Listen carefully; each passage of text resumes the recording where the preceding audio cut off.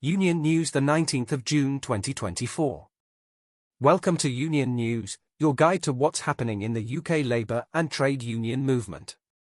Reports are by Pat Harrington and music is from Tim Bragg. This week, don't fall for lies, Unison President Libby Nolan's rallying call at Brighton Conference. New evidence reveals Thatcher's role in 1984 miners' strike cover-up. And Bakers Food and Allied Workers Union unveils Bakers dozen manifesto ahead of UK elections. Don't fall for lies, Unison President Libby Nolan's rallying call at Brighton Conference. Outgoing Unison President Libby Nolan delivered a powerful speech at the Brighton Conference Centre Recept, urging attendees to remain vigilant against misinformation. In a packed hall, Nolan underscored the significance of historical industrial and community struggles championed by trade unionists and highlighted the upcoming July 4 general election as a pivotal moment for change. Nolan emphasized the necessity of ousting the Tories, while also stressing the importance of holding a prospective Labour government accountable. The Labour Party must not only stop NHS cuts and privatisation, they must reverse the cuts, she declared, advocating for a robust defence and expansion of public services.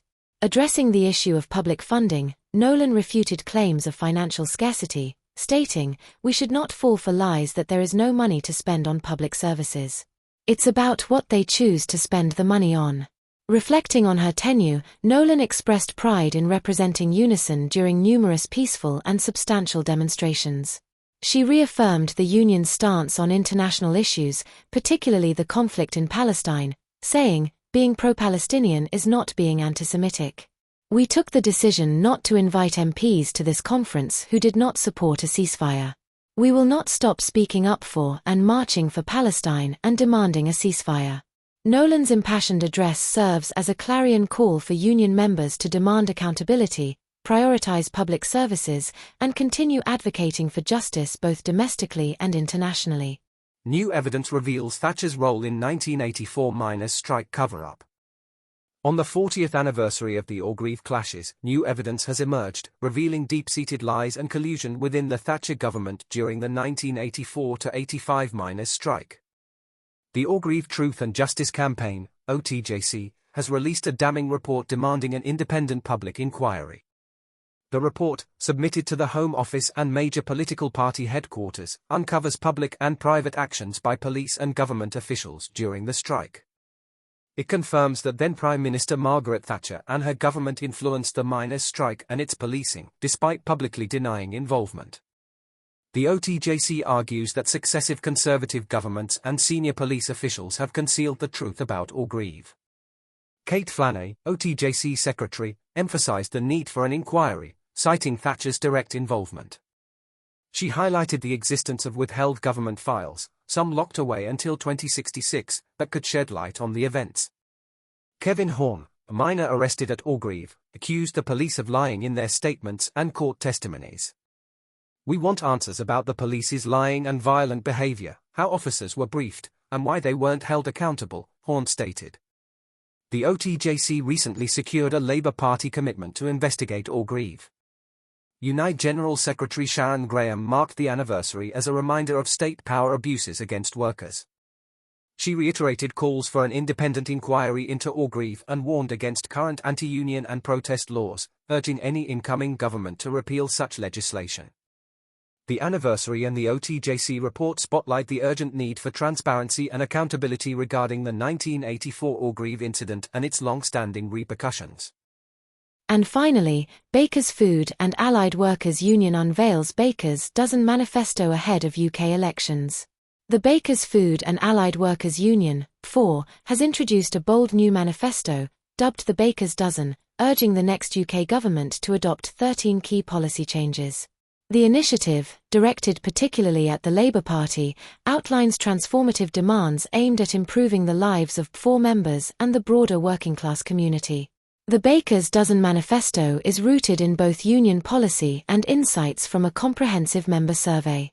Among its visionary proposals are immediate full employment rights, a £15 per hour living wage, the establishment of a national care service, the renationalisation of utilities, and the abolition of university tuition fees.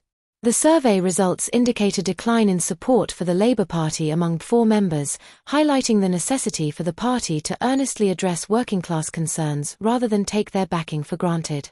Sarah Woolley, General Secretary of the BFOR, emphasised, "Our members are deeply politically engaged, and their concerns mirror those of the wider population. The cost of living crisis, affecting basic needs like food, energy, and housing, is the foremost issue. Other significant concerns include access to NHS services, affordable housing, and low pay. Our members have clearly outlined what is needed to tackle these issues in their communities and workplaces. The Baker's Dozen Manifesto presents sensible, fair, and hopeful solutions that, if implemented, would benefit our members and workers across the UK. We strongly urge the Labour Party to consider and adopt these proposals." Ian Hodson, President of the BFOR, added, "The Baker's Dozen Manifesto encapsulates the policies our members require to live and work with dignity, ensuring they receive fair pay and treatment and access to essential public services. Years of neglect have left working-class people far from achieving these needs. Should the incoming Labour government fail to address this decline, it will lead to widespread disappointment and potentially exacerbate the party's future decline. They must heed these demands and address the needs of working-class people." The BFAW's Baker's Dozen Manifesto serves as a clarion call for the next UK government, especially the Labour Party, to prioritise the needs of working-class citizens and implement policies that guarantee fair wages, workplace rights, and essential public services. The Baker's Dozen are policy demands ahead of the general election in full. 1. Introduce a £15 an hour national minimum wage for all workers regardless of age. 2. End the unfair youth limit on the national minimum wage. 2. Abolish zero-hour contracts. 3. Full employment rights from day one. 4. Ensure all employers are legally required to provide 6 weeks of contractual sick pay at 100% of normal pay to all workers. 5. Repeal all anti-trade union legislation. 6. Legislate for a maximum temperature in the workplace. 7.